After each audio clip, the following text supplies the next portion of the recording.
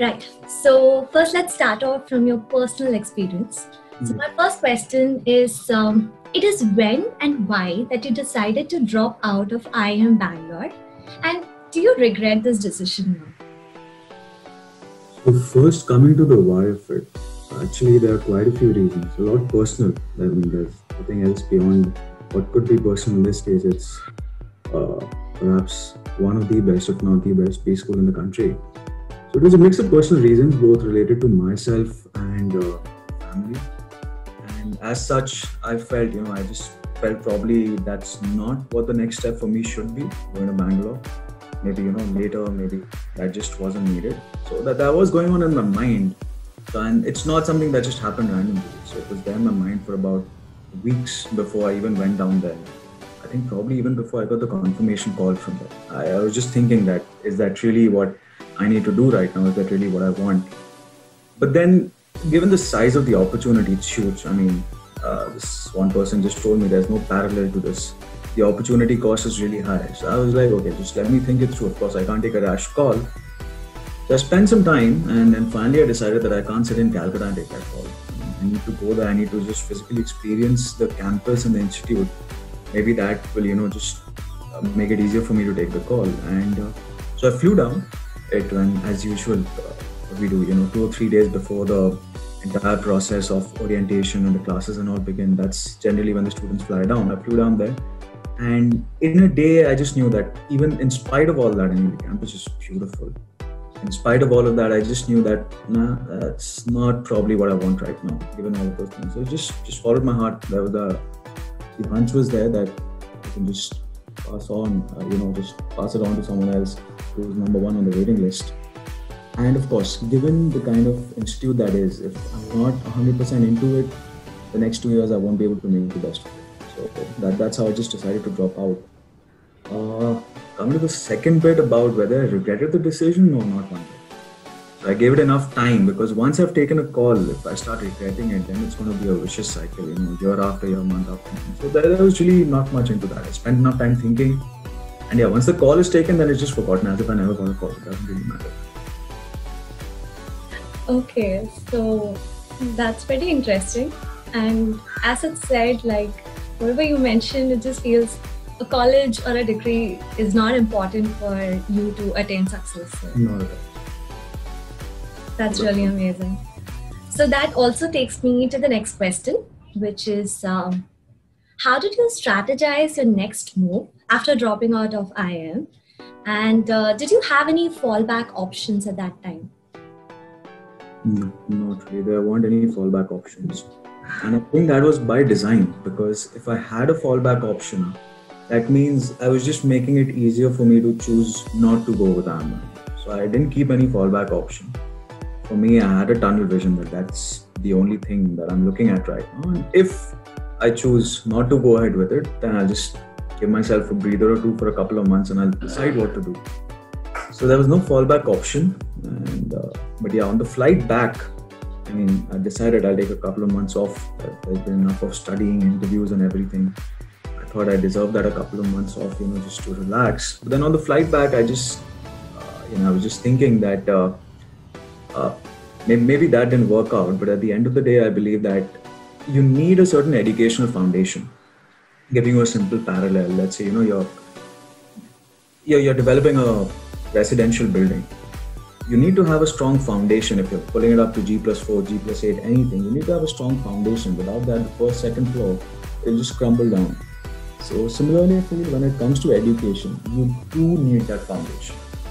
I'm not saying you need to study all your life. You need to get a degree after degree after degree. That's just a piece of paper at the end of the day. But yes, from a knowledge standpoint, because at the end of the day, education opens up your mind. A lot of the things, we think in a very constricted or narrow-minded way, it just opens up our mind to possibilities.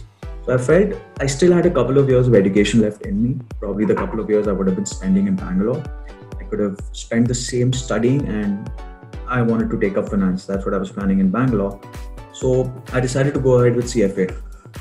And along with CFA, I just happened to come across someone mentioning actuarial science. I didn't know about it much before that. And then I looked into it. So the entire course and everything, I'm into numbers and logic and all sorts of that. And plus, forever I'd wanted to try my hand at coding. So actuarial science really gave me that thing because it got me into VBA, the coding bit of Excel and R and all of that. So I found that as an opportunity. I was like, let's go ahead with it. So it was all impulsive calls, but it worked out pretty well. The next 2 years was spent on CFA, actuarial science, and some bit of coding and etc. It was fun. Okay, that's great. Just a question from my side. So while you were preparing for CAT before getting into IIM, you definitely had a goal towards joining the best, business schools, and then probably taking out your future from there. Then after you got admitted, why this decision?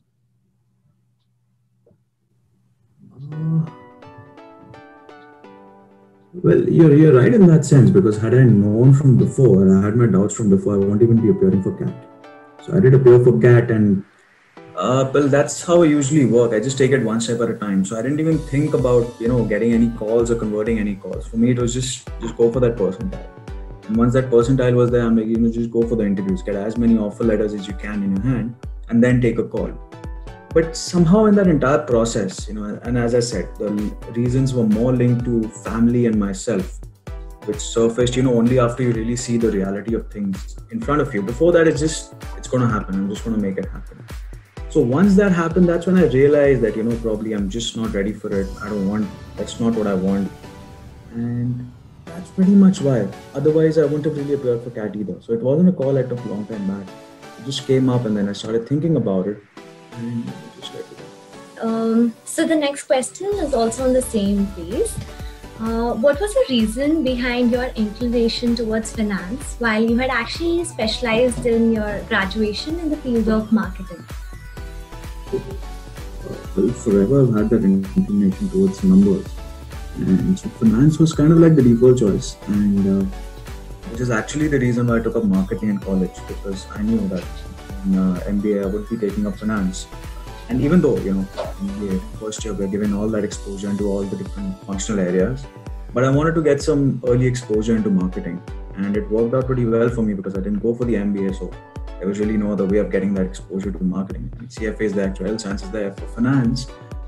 So it was just that, because at the end of the day, if you look at any company, if you're looking at it from a top level standpoint, you need to have your acumen, your knowledge into all the areas, which is why even in a B school, in the first year, you're given exposure into all 5 of the conventional functional areas: finance, marketing, HR, systems, ops, so all 5.